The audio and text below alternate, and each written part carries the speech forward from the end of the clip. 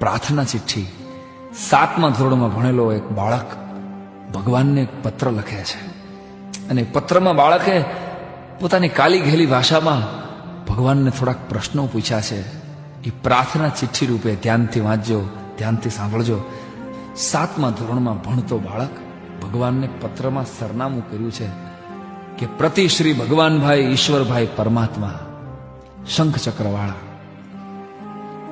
પ્રતિ શ્રી ભગવાનભાઈ ઈશ્વરભાઈ પરમાત્મા, શંખ ચક્રવાળા, સ્વર્ગ લોક, નર્કની સામે, વાદળાની વચ્ચે, મુકામ આકાશ.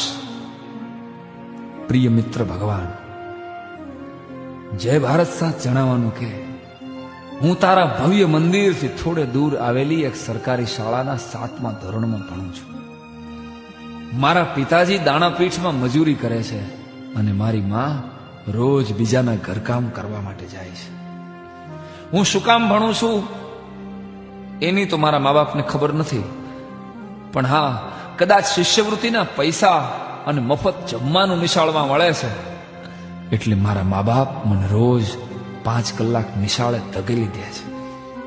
ભગવાન, 2-4 સવાલો પૂછવા માટે મેં આજ તને પત્ર લખ્યો છે, કારણ મારા સાહેબે કીધું તું કે તું સાચી વાત જરૂર સાંભળે છે.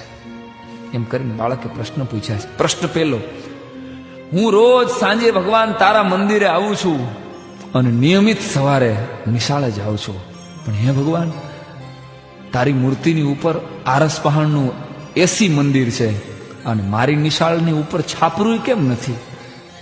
દર ચોમાસે પાણી ટપકે છે, આવું શું કામ? પ્રશ્ન બીજો: તને રોજ 32 ભાતના પકવાન પીરસાય છે અને તું તો ખાતોય નથી, અને હું દરરોજ બપોરે મધ્યાહન ભોજનના 1 મુઠ્ઠી ભાતથી ભૂખ્યો ઘરે જાઉં છું, આવું કેમ? પ્રશ્ન ત્રીજો: મારી નાની બેનના ફાટેલા ફ્રોક ઉપર તો કોઈ થીગડું મારવા આવતું નથી અને તારા પચરંગી નવા નવા વાઘા. સાચું કહું ભગવાન, સાચું કહું તો હું રોજ તને નહીં, તારા કપડા જોવા માટે મંદિરે આવું છું. પ્રશ્ન ચોથો: તારા પ્રસંગે લાખો માણસો મંદિરમાં સમાતા નથી.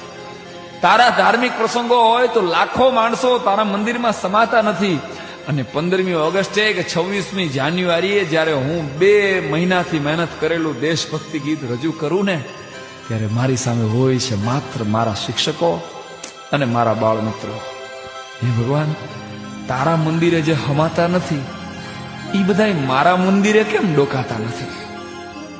પ્રશ્ન 5મો અને છેલ્લો: તને ખોટું લાગે તો ભલે લાગે, પણ મારા ગામમાં એક 5 સ્ટાર હોટલ જેવું મંદિર છે ભગવાન, અને એક મંદિર જેવી પ્રાથમિક શાળા છે.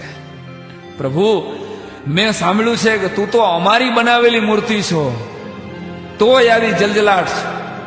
તું તો અમારી બનાવેલી મૂર્તિ છો અને આવી જલજલાટ છો, તો અમે તો તારી બનાવેલી મૂર્તિઓ છીએ, અમારા ચહેરા ઉપર નૂર કેમ નથી? શક્ય હોય તો ભગવાન આ 5 જવાબ આપજે, મને વાર્ષિક પરીક્ષામાં કામ લાગે. ભગવાન, મારે ખૂબ આગળ ભણવું છે, મારે ડોક્ટર થવું છે, પણ મારા મા બાપ પાસે નિશાળની ફીના કે ટ્યુશનના પૈસા નથી. તું ખાલી જો તારી 1 દિવસની દાનપેટી મને મોકલ ને ભગવાન, તો આખી જિંદગી હું ભણી શકું. વિચારીને કહેજે દોસ્ત, વિચારી લેજે, કેમ કે હું જાણું છું તારે ઘણાને પૂછવું પડે એમ છે.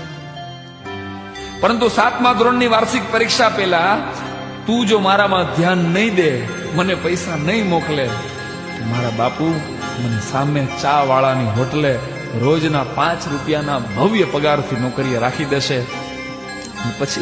પછી આખી જિંદગી હું તારા શ્રીમંત ભક્તોને ચા પાઈશ ભગવાન, પણ તારી હારે કીટા કરી નાખીશ. જલ્દી કરજે પ્રભુ, સમય બહુ ઓછો છે તારી પાસે અને મારી પાસે પણ. લિખિતન એક સરકારી શાળાનો ગરીબ વિદ્યાર્થી અથવા એક ભારતના ભાવિ મજૂરના વંદે માતરમ, વંદે માતરમ, વંદે માતરમ.